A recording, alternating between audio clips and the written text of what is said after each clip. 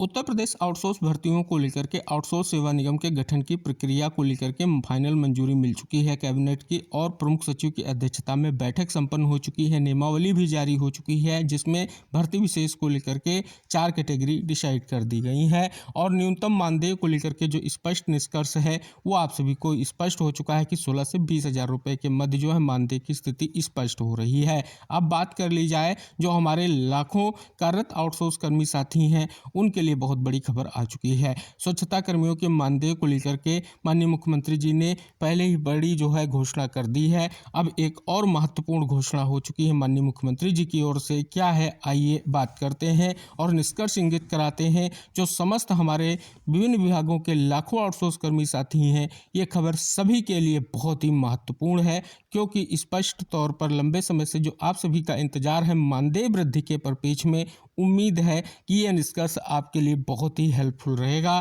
क्योंकि इस आदेश का निष्कर्ष आइए आपको इंगित कराते हैं।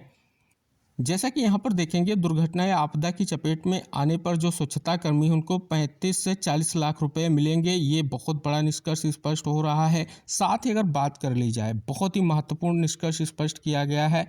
यहाँ पर स्पष्ट किया गया है, सीएम ने जो है कहा कि सफाई संविदा कर्मचारियों को अब आउटसोर्सिंग कंपनी नहीं बल्कि सरकार का कॉरपोरेशन सीधे खाते में पैसे देगा। 5 लाख रुपए का स्वास्थ्य बीमा भी दिया जाएगा। साथ ही कहा, जिस तरह से होमगार्ड को दुर्घटना की स्थिति में राशि मिलती है उसी तरह स्वच्छता कर्मियों के लिए भी व्यवस्था होगी। यहाँ पर जो है निष्कर्ष इंगित कराया गया है और यहाँ पर हेडलाइन भी दी गई कि अब संविदा कर्मियों के पैसे सीधे खाते में भेजेगी सरकार।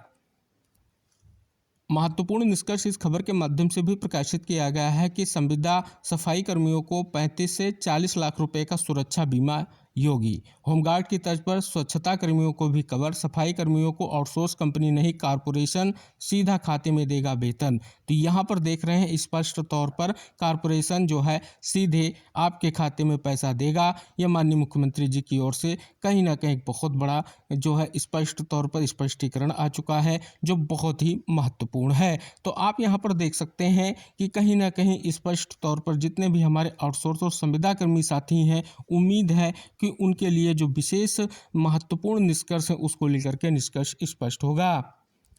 अब जैसा कि यहाँ पर आपने देखा, एक महत्वपूर्ण निष्कर्ष आपको देखने को मिल रहा है और अगर बात कर ली जाए, अभी भी हमारे लाखों आउटसोर्स कर्मी साथी जो मानदेय वृद्धि को लेकर के इंतजार कर रहे हैं, उम्मीद है कि उनके लिए भी जल्द निष्कर्ष स्पष्ट होगा और उनके लिए भी जल्द जो है आदेश जारी किया जाएगा। साथ ही बोनस विशेष की मांग को लेकर के साथी लगातार जो है प्रयास कर रहे हैं, माननीय मुख्यमंत्री जी को पत्र भी भेज रहे हैं, लेकिन अभी भी इंतजार है कि स्पष्ट तौर पर जो उनकी मांग है कि दिवाली से पहले जो बोनस है सभी जो है स्पष्ट तौर पर राज्यकर्मियों को दिया जाए। उसमें हमारे लाखों आउटसोर्स कर्मी साथी भी हैं, तो उम्मीद है कि इस पर पेज में जल्दी निष्कर्ष आएगा। तो फिलहाल एक महत्वपूर्ण निष्कर्ष ये स्पष्ट हो रहा है कि आउटसोर्स सेवा निगम के गठन की जो प्रक्रिया है अब वो कंप्लीट होने की ओर बढ़ चुकी है क्योंकि यहाँ पर स्पष्ट तौर पर जो हमारे लाखों आउटसोर्स कर्मी साथी हैं उनके मानदेय वृद्धि का उम्मीद करेंगे जल्दी इंतजार समाप्त होगा। जैसा स्वच्छता कर्मी जो साथी हैं उनका इंतजार समाप्त हुआ है, इसी तरीके से लाखों अन्य विभागों के कार्यरत आउटसोर्स कर्मी साथियों का इंतजार जल्द से जल्द समाप्त होगा। तो सही और सटीक समस्त जानकारियां पाने के लिए